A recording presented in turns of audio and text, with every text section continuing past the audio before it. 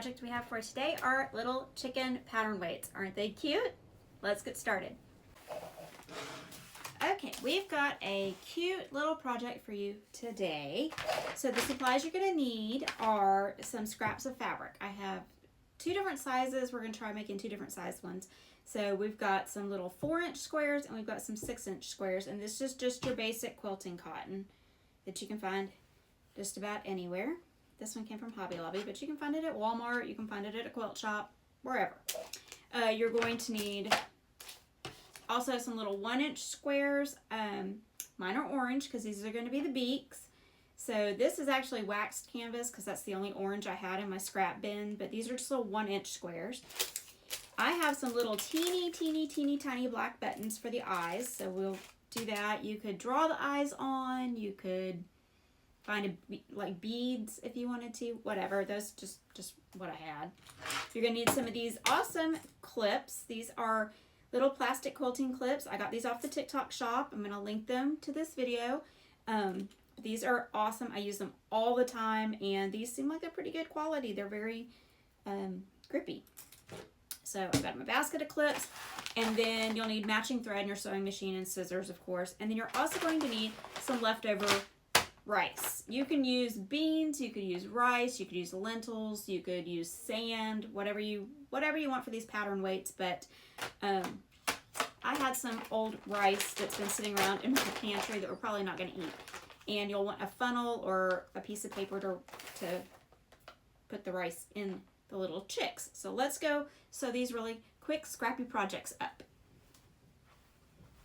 Okay, now that we're back at our sewing machine, we're going to take our little squares and we're going to sew around 3 sides of it, back stitching at the beginning and the end. You can use these cute little clips to keep your fabric in place. We've got our right sides together on our little squares, and we're going to stitch using a 1/4 inch seam allowance, and we're going to back stitch at the beginning and the end, and we're going to stitch, like I said, around all 3 sides. When you get to the corners, you stop at 1/4 inch from the edge, put your needle down, lift up your presser foot, and pivot your fabric.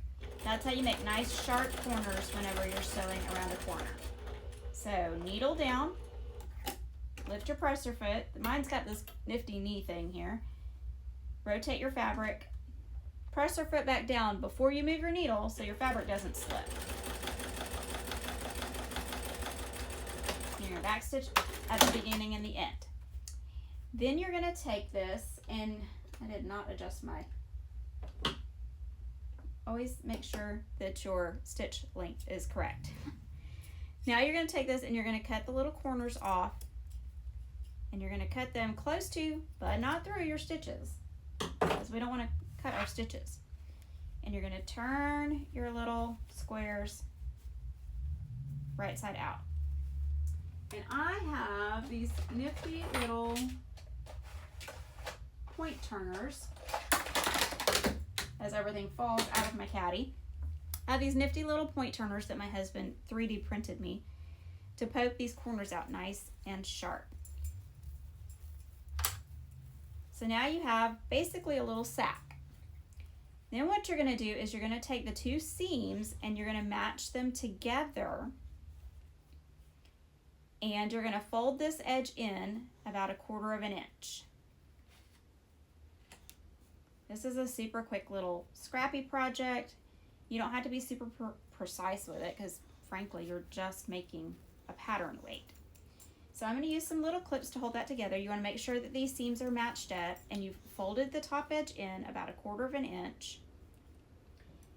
And we are going to take our little beak, and it's just a little 1-inch square, and you're going to fold it over diagonally to make a triangle, and then you're going to fold that triangle in half so that all of your raw edges are on one side and you've got a little folded beak on the other side.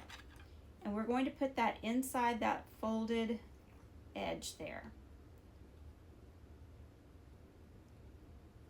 And you just adjust it to where you think it looks cute.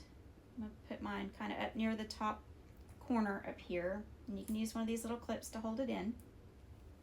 And then you're going to sew down just past where the seam is from that first seam that we did, and back stitch. You're going to leave a little opening because that's where we're going to fill it.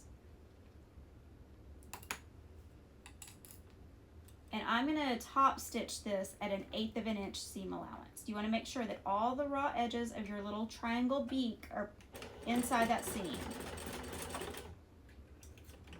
Now, if yours doesn't want to start moving like mine did, you can use something called a stiletto to help push the fabric underneath the presser foot.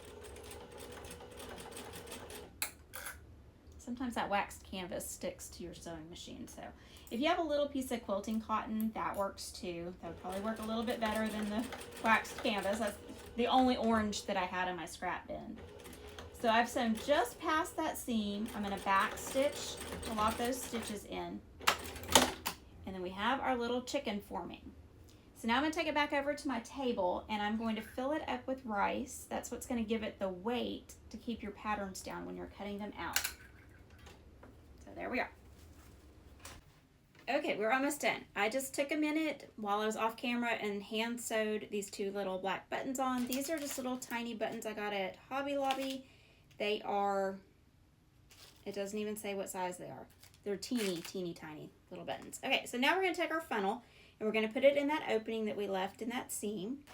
And we're going to pour some rice in here. And hopefully this doesn't make a giant mess in my sewing room. That's why you use a funnel. So I'm going to pour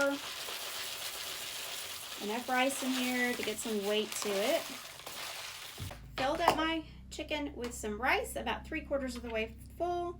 I'm going to clip that seam so that the rice doesn't fall out, and then I'm just going to go top stitch the rest of that seam, and we're done. All right, we're done. Look how cute they are. I have like a whole little coop full of pattern weights. Now the bigger ones do take a lot of rice in them, so I would probably use something bigger like beans, dried beans in these. But I did notice the more full you make them, the better they stand up. So I might, you know, pick a little of my seam out and refill these a little bit more. I was just working with whatever rice I had around the house that was getting kind of old that we weren't going to use. But these are going to work great as little pattern weights. So I hope you enjoyed this. Be sure to follow me and check out the link in my bio. I have the printed instructions for this on my website.